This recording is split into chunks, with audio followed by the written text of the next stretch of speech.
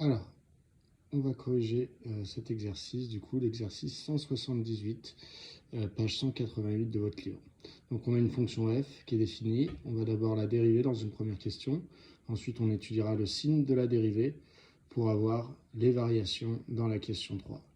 On fera un petit tableau de valeurs et représenter graphiquement. On ne le fera pas, mais voilà, en tout cas, on fait les premières questions. Alors, on commence par la dérivée de la fonction f. Donc, lorsque je veux dériver une fonction, je me demande quelles sont les opérations principales. Les opérations principales ici, ce sont l'addition et la soustraction. Quand l'opération principale est une addition ou une soustraction, je dérive chaque terme sans se soucier des autres et je remets les mêmes opérations. Donc, pour tout x appartenant à 1,30, f' de x vaut, donc je peux d'ores et déjà remettre mes opérations, le plus et le moins, et donc il faut que je dérive x. La dérivée de x, c'est 1. La dérivée de 50, il n'est pas accompagné de x, hein, donc c'est une constante. La dérivée, c'est 0. Et ici, j'ai 18 ln de x.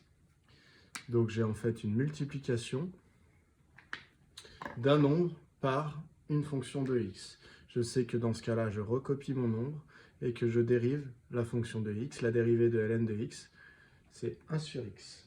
Alors on me demandait d'arriver à montrer que f' de x était en fait égal à x moins 18 sur x. Donc ici, clairement, je n'ai pas encore cette écriture-là. Donc visiblement, il va falloir que je mette tout sur x, donc tout au même dénominateur, pour avoir une écriture comme celle-là. Donc ça me donne déjà 1 moins 18 sur x. 18 fois 1, 18 sur x. Et donc, vous voyez, il suffit que je mette le 1 au même dénominateur. Donc 1, c'est comme x sur x. Donc c'est égal à x sur x moins 18 sur x. Ce qui donne x moins 18 sur x. Voilà pour le calcul de la dérivée. Dans la question 2, on me demande de déterminer le signe de la dérivée sur 1,30. Donc, pour trouver le signe d'une dérivée, la méthode est toujours la même. Je repère l'opération principale, comme quand je veux dériver. Donc, l'opération principale ici, c'est la division. Quand l'opération principale est une division ou une multiplication. Dans ce cas-là, je vais utiliser un tableau de signes dans lequel je vais mettre le signe de chaque facteur. Donc, vous voyez ici ce qu'on appelle un facteur. Dans la division, il y a x moins 18 et il y a x, puisque c'est la division elle est entre le résultat de x moins 18 et le résultat de x. Donc, je vais avoir un tableau de signes dans lequel je vais avoir les valeurs possibles pour x. Donc, je dis qu'elles vont de 1 à 30. Ensuite, je vais mettre le signe du numérateur, x moins 18. Et je vais avoir une autre ligne avec le signe du dénominateur. Et enfin, je vais avoir une ligne avec le signe de la dérivée. Ce qu'il faut bien comprendre, c'est que pourquoi on peut se permettre de faire ça? Dans ce tableau de signes, on va comparer les signes. On va dire le numérateur il est positif, le dénominateur aussi, donc la division complète est positive. Ou le numérateur est négatif, le dénominateur lui il est positif, donc négatif divisé par positif ça fait négatif. Voilà, la règle des signes elle s'applique que dans les multiplications et les divisions. Donc c'est que dans ce cas-là que je peux faire ce genre de tableau. Alors pour compléter mes lignes, il y a une ligne qui est facile à compléter parmi les deux, c'est la ligne du x, du dénominateur.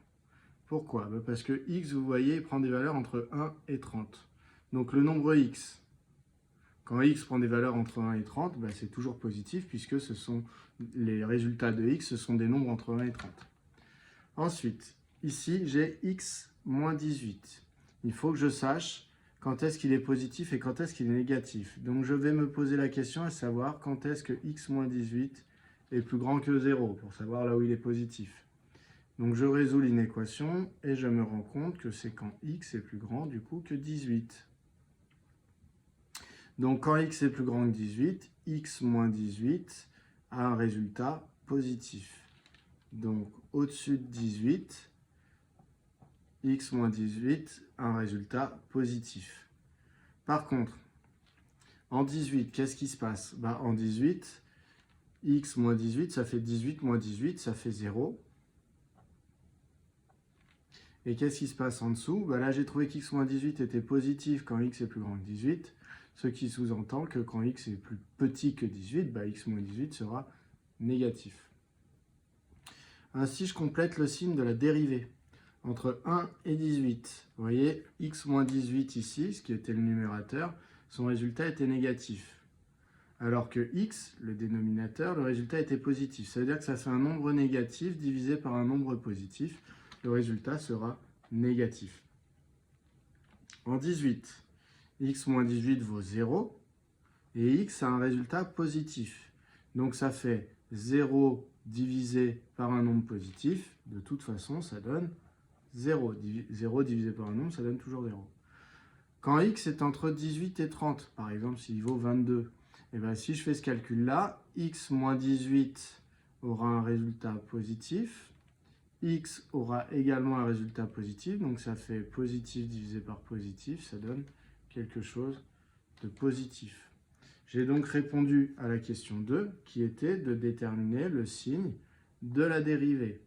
Il faut bien comprendre que les deux lignes qui sont là, il y a une ligne pour le numérateur, une ligne pour le dénominateur, et après il y a la ligne finale qui finalement m'intéressait et qui m'était demandée dans l'exercice, c'est-à-dire le signe de f' de x. Donc pour la question suivante, je vais en avoir besoin de ce signe de f' de x. Donc je vais le recopier dans un nouveau tableau, mais il n'y aura pas les deux lignes d'avant. Il faut bien comprendre que ces deux lignes ne servaient qu'à trouver la dernière.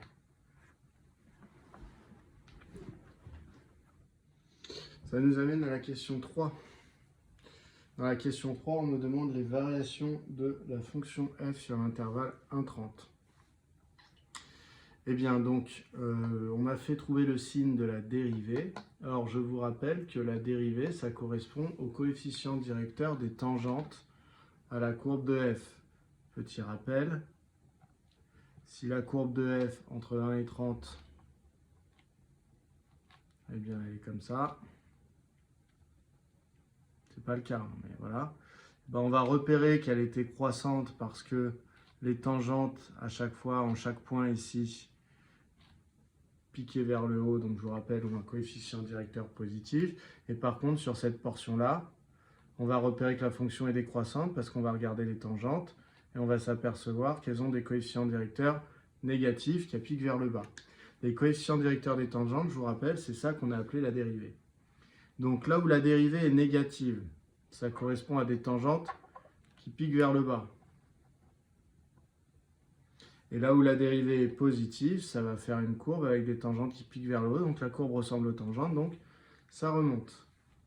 Donc ça va être décroissant pour une dérivée négative, puis croissant pour une dérivée positive.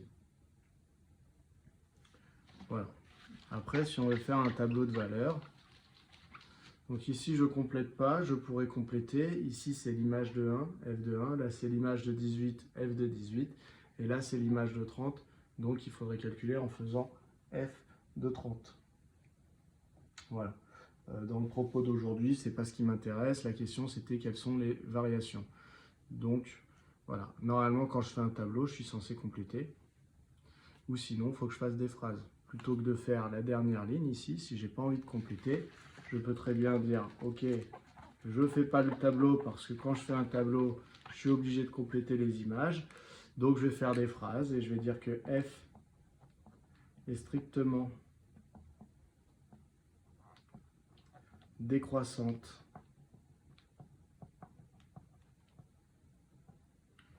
sur 1,18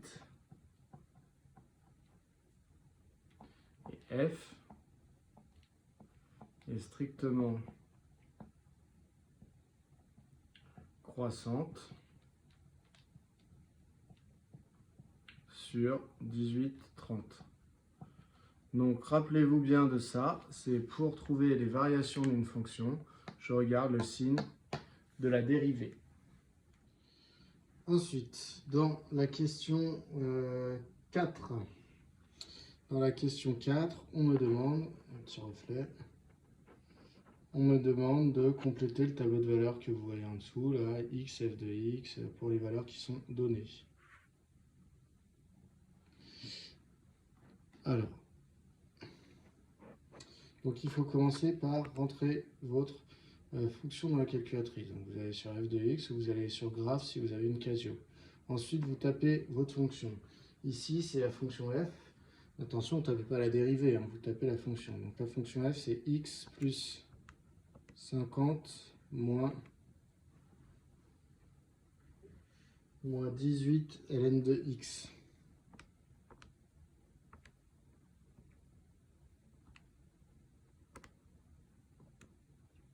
Voilà. Après, vous allez dans graph, enfin dans table, pardon, pour avoir le tableur. Alors avant d'aller dans le table, vous pouvez définir la table sur DevTable ici. Voilà, donc ça c'est sur Casio ou sur TI, c'est pareil. Vous voyez que les images que vous voulez sont les images de 1, de 5, de 10, etc. Donc moi j'ai demandé les images à partir de 1. Ce que vous voyez en dessous ici, c'est ce qu'on appelle le pas, c'est de combien en combien vous avancez. Donc je vais dire d'avancer de 1 en 1 dans mon tableau.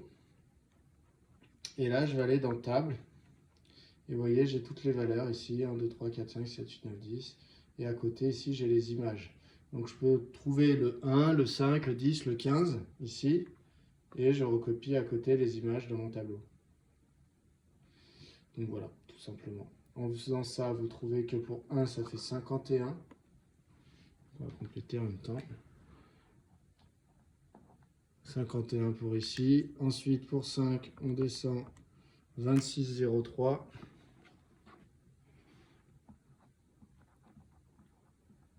Alors, je ne sais plus s'il demandait un arrondi particulier. Il demandait d'arrondir les résultats à 10-2, donc 2 chiffres après virgule. Ensuite, pour 10, fait 18,55. Alors, vous arrondissez bien. Hein. Voilà, je redécale. Pour 15, je continue à descendre. Pour 15, je trouve 16,25, mais après c'est un 5, donc 16,26. Pour 18, 15,97, derrière c'est un 3, donc ça reste 15,97. Pour 20, 16,07, derrière c'est un 7, donc ça fait 16,08. Pour 25,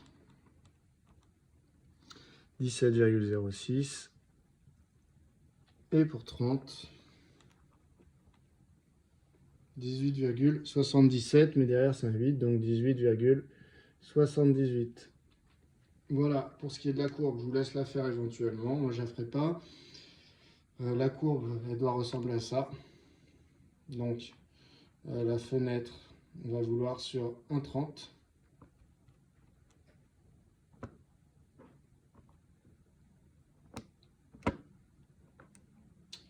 Voilà, alors je ne sais pas si on va y voir quelque chose. On n'y voit rien, il faudrait que je dézoome. Alors évidemment, si on n'y voit rien, vous n'avez qu'à regarder les images. Hein. L'image de 1, c'est 51, donc voilà, il faut qu'on aille jusqu'à 51 dans la fenêtre. Donc dans Y minimum, je vais mettre 0 quand même, mais Y max, je vais mettre 51. Je vais retracer. Voilà. Donc sur votre cahier, si vous allez chercher à tracer, voilà, vous obtenez ça. Vous avez bien que la fonction est décroissante au début, et après elle semble être à nouveau croissante. Et donc la valeur où on est au point le plus bas, nous on a trouvé par le calcul que c'était 18. Voilà, donc vous avez prouvé que la courbe, ça va être décroissant et puis croissant. Voilà, voilà.